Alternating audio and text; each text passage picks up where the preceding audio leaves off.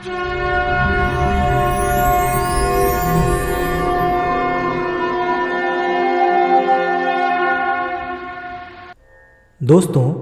आज हम सुनेंगे सिंहासन बत्तीसी की 28वीं कथा, जो कि 28वीं पुतली वैदेही द्वारा सुनाई गई थी।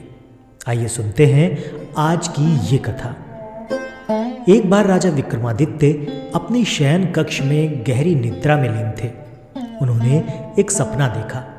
एक स्वर्ण महल है जिसमें रत्न, माणिक इत्यादि जड़े हुए हैं। महल में बड़े बड़े कमरे हैं जिनमें सजावट की अलौकिक चीजें भी हैं। महल के चारों ओर उद्यान है और उद्यान में हजारों तरह के सुंदर सुंदर फूल लगे हैं। उन फूलों पर तरह तरह की तितलियां मंडरा रही हैं और भंवरों का गुंजन पूरे उद्यान में व्याप्त है। फूलों की सुगंध चारों ओर फैली हुई है और सारा दृश्य बड़ा ही मनोरम है। स्वच्छ और शीतल हवा बह रही है और महल से कुछ दूरी पर एक योगी साधनारत है। योगी का चेहरा गौर से देखने पर विक्रम को वो अपना हमशक्ल मालूम हुआ। ये सब देखते देखते ही विक्रम की आंखें खुल गईं। वे समझ गए कि उन्होंने कोई अच्छा सपना देखा है। जागने के बाद भी सपने में दिखी हर चीज उन्हें स्पष्ट याद थी। उन्हें अपने सपने का मतलब समझ में नहीं आया। सारा दृश्य अलौकिक अवश्य था, मगर मन की उपज नहीं माना जा सकता था। राजा ने बहुत सोचा, पर उन्हें याद नहीं आया कि कभी अपने जीवन में उन्होंने ऐसा कोई महल देखा हो, चाहे इस तरह के किसी महल की कल्पना की हो। उन्होंने पंडितों और ज्योतिषों से अपने सपने की चर्चा की और उन्हें इसकी व्याख्या करने को कहा। सारे विद्वान और पंडित इस नतीजे पर पहुंचे कि महाराजा धीराज ने सपने में स्वर्ग का दर्शन किया है और अपने सपने का अलौकिक महल स्वर्ग के राजा इंद्र का महल है। देवता शायद उन्हें वो महल दिखाकर उन्हें सशरीर स्वर्ग आने का निमंत्रण दे चुके हैं। विक्रम ये सुनकर आश्चर्य में पड़ गए। उन्होंने कभी भी ना सोचा था कि उन्हें स्वर्ग आने का इस तरह निमंत्रण मिलेगा। वे पंडितों से पूछने लगे कि स्वर्ग जाने का कौन सा मार्ग होगा और स्वर्ग यात्रा के लिए क्या क्या आवश्यकता हो सकती है। काफी मंथन के बाद सारे विद्वानों ने उन्हें वो दिशा बताई जिधर से स्वर्गारोहण हो सकता था, और बाद में उन्हें बतलाया कि कोई पुण्य आत्मा जो सतत भगवान का स्मरण करता है और धर्म के पथ से विचलित नहीं होता, वही स्वर्ग जाने का अधिकारी होता है। राजा ने कहा कि राजपाट चलाने के लिए जानबूझकर नहीं तो भूले से ही अवश्य कोई धर्म विरुद्ध आचरण उनसे हुआ होगा। इसके अलावा कभी कभी राज्य की समस्या में इतने उलझ जाते हैं कि उन्हें भगवान का स्मरण ही नहीं रहता। इस पर सभी ने एक स्वर में कहा, यदि वे इस योग्य नहीं होते तो उन्हें स्वर्ग का दर्शन नहीं हुआ होता। सभी की सलाह पर उन्होंने राजपुरोहित को अपने साथ लिया और स्वर्ग की यात्रा पर निकल पड़े। पंडितों के कथन के अनुसार उन्हें यात्रा के दौरान 2 पुण्य कर्म भी करने थे। ये यात्रा बड़ी लंबी और कठिन थी। विक्रम ने अपना राजसी भेष त्याग दिया था और अत्यंत साधारण कपड़ों में यात्रा कर रहे थे। रास्ते में एक नगर में रात में विश्राम के लिए रुक गए। जहाँ रुके थे वहाँ उन्हें एक बूढ़ी औरत रोती हुई मिली। उसके माथे पर चिंता की लकीरें उभरी हुई थीं और गला रोते रोते रूंधा जा रहा था। विक्रम ने द्रवित होकर उससे उसकी चिंता का कारण पूछा तो उसने बताया कि उसका एकमात्र जवान बेटा सुबह ही जंगल गया, लेकिन अभी तक लौटा नहीं। विक्रम ने जानना चाहा कि वो जंगल किस प्रयोजन से गया। बूढ़ी औरत ने बताया कि उसका बेटा रोज सुबह में जंगल से सूखी लकड़ियां लाने जाता है और लकड़ियां लाकर नगर में बेचता है। लकड़ियां बेचकर जो पैसा मिलता है उसी से उनका गुजारा चलता है।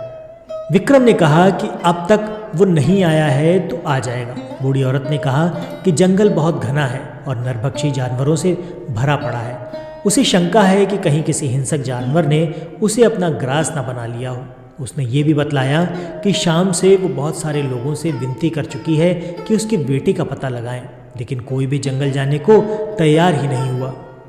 उसने अपनी व्यवस्था दिखाई कि वो बूढ़ी और निर्बल है, इसलिए खुद जाकर पता नहीं कर सकती। विक्रम ने उसे आश्वासन दिया कि वे जाकर उसे ढूंढेंगे। उन्होंने विश्राम का विचार त्याग दिया और तुरंत जंगल की ओर चल पड़े। थोड़ी देर बाद उन्होंने जंगल में प्रवेश किया तो देखा कि जंगल सचमुच बहुत घना है। वे चौकन्ने होकर थोड़ी दूर आए तो उन्होंने देखा कि एक नौजवान कुल्हाड़ी लेकर पेड़ पर दुबका बैठा है और नीचे एक शेर घात लगाए बैठा है। विक्रम ने कोई उपाय ढूंढकर शेर को वहां से भगा दिया और उस युवक को लेकर नगर लौट आए। बुढ़िया ने बेटे को देखकर विलाप करना छोड़ दिया और विक्रम को ढेरों आशीर्वाद दिए। इस तरह बुढ़िया को चिंता मुक्त करके उन्होंने एक पुण्य का काम कर दिया। रात भर विश्राम करने के बाद उन्होंने सुबह फिर से अपनी यात्रा शुरू कर दी।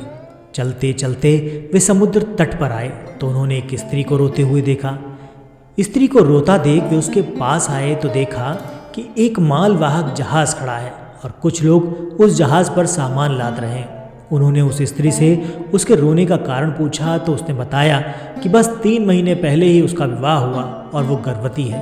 उसका पति इसी जहाज पर कर्मचारी है और जहाज का माल लेकर दूर देश जा रहा है। विक्रम ने जब उससे कहा कि इसमें परेशानी की कोई बात नहीं और कुछ ही समय बाद उसका पति लौट आएगा तो उसने अपनी चिंता का कारण कुछ और ही बताया। उसने बताया कि उसने कल सपने में देखा कि एक मालवाहक जहाज समुद्र के बीच में है और भयानक तूफान में घिर जाता है। तूफान इतना तेज है कि जहाज के टुकड़े टुकड़े हो जाते हैं और उस पर सारे सवार समुद्र में डूब जाते हैं। वो सोच रही है कि अगर सपना सच निकला तो उसका क्या होगा। खुद तो किसी प्रकार जी भी लेगी मगर उसके होने वाले बच्चे की परवरिश कैसे होगी। विक्रम को उस पर तरस आ गया और उन्होंने समुद्र देवता द्वारा दिया गया शंख उसे देते हुए कहा, ये अपने पति को दे दो। जब भी तूफान या अन्य कोई प्राकृतिक विपदा आए तो इसे फूंक देगा। उसके फूंक मारते ही सारी विपत्ति हल हो जाएगी। औरत को उन पर विश्वास नहीं हुआ और वो शंका की दृष्टि से उन्हें देखने लगी। विक्रम ने उसके चेहरे का भाव पढ़कर शंख की फूंक मारी। शंख की ध्वनि हुई और समुद्र का पानी कोसों दूर चला गया। उस पानी के साथ वो जहाज और उस पर के सारे कर्मचारी भी कोसों दूर चले गए। अब दूर दूर तक सिर्फ समुद्र तट फैला हुआ था। वो स्त्री और कुछ अन्य लोग जो वहां थे हैरान रह गए। उनकी आंखें फटी की फटी रह गईं। जब विक्रम ने दोबारा शंख फूंका तो समुद्र का पानी फिर से वहां हिडोले मारने लगा। समुद्र के पानी के साथ वो जहाज भी कर्मचारियों सहित वापस आ गया। अब युवती को उस शंख की चमत्कारिक शक्ति के प्रति कोई शंका न रही। उसने विक्रम से वो शंख लेकर अपनी कृतज्ञता जाहिर की। विक्रम उस स्त्री को शंख देकर अपनी यात्रा पर निकले। कुछ दूर चलने के बाद उन्हें एक स्थान पर रुकना पड़ा। आकाश में काली घटाएं छा गई थीं, बिजलियां चमकने लगी थीं। बादल के गर्जन से समूचा वातावरण हिलता प्रतीत होता था। उन बिजलियों के चमक के बीच विक्रम को एक सफेद घोड़ा जमीन की ओर उतरता दिखाई दिया। विक्रम ने ध्यान से उसकी ओर देखा, तभी आकाशवाणी हुई, महाराजा विक्रमादित्य, तुम्हारे जैसा पुण्यात्मा शायद ही कोई हो। तुमने रास्ते में 2 पुण्य किए, एक बूढ़ी औरत को चिंता मुक्त किया और एक स्त्री को सिर्फ शंका दूर करने के लिए वो अनमोल शंख दे दिया जो समुद्र देव ने तुम्हें तुम्हारी साधना से प्रसन्न होकर उपहार स्वरूप दिया था। तुम्हें लेने के लिए एक घोड़ा भेजा है जो तुम्हें इंद्रदेव के महल तक पहुंचा देगा। विक्रम ने कहा, मैं अकेला नहीं, मेरे साथ राजपुरोहित भी हैं, उनके लिए भी कोई व्यवस्था कीजिए। इतना सुनना था कि राजपुरोहित ने कहा, राजन, मुझे क्षमा करें, सशरीर स्वर्ग जाने से मैं डरता हूँ। आपका सानिध्य रहा तो मरने पर स्वर्ग जाऊंगा और अपने को धन्य समझूंगा। घोड़ा उनके पास उतरा तो सवारी के लिए सब कुछ लैस था। राजपुरोहित से विदा लेकर विक्रम उस पर बैठ गए। ऐड लगाते ही घोड़ा तेजी से भागा और घने जंगल में पहुंच गया। जंगल में पहुंचकर उसने धरती छोड़ दी और हवा में दौड़ने लगा। ये घुड़सवारी अप्राकृतिक थी, इसलिए काफ़ी कठिन थी, मगर विक्रम पूरी दृढ़ता से उस पर बैठे रहे। हवा में कुछ देर उड़ने के बाद वो घोड़ा आकाश में दौड़ने लगा। दौड़ते दौड़ते वो इंद्रपुरी आ गया। इंद्रपुरी पहुंचते ही विक्रम को वही सपनों वाला सोने का महल दिखाई पड़ा। जैसा उन्होंने अपने सपने में देखा था, ठीक वैसा ही सब कुछ था। चलते चलते वे इंद्र सभा पहुँचे। इंद्र सभा के सारे देवता विराजमान थे। अप्सराएं नृत्य कर रही थीं। इंद्रदेव पत्नी के साथ अपने सिंहासन पर विराजमान थे। देवताओं की सभा में विक्रम को देखकर खलबली मच गई। वे सभी एक मानव के सशरीर स्वर्ग आने पर आश्चर्यचकित थे। विक्रम को देखकर इंद्र खुद उनकी आगवानी करने आए और उन्हें अपने आसन पर बैठने को कहा। विक्रम ने ये कहते हुए मना कर दिया कि इस आसन के योग्य वे नहीं। इंद्र उनकी नम्रता और सरलता से बहुत प्रसन्न हुए। उन्होंने कहा कि विक्रम ने सपने में अवश्य एक योगी को इस महल में देखा होगा। उनका वो हमशक्ल और कोई नहीं बल्कि वे खुद हैं।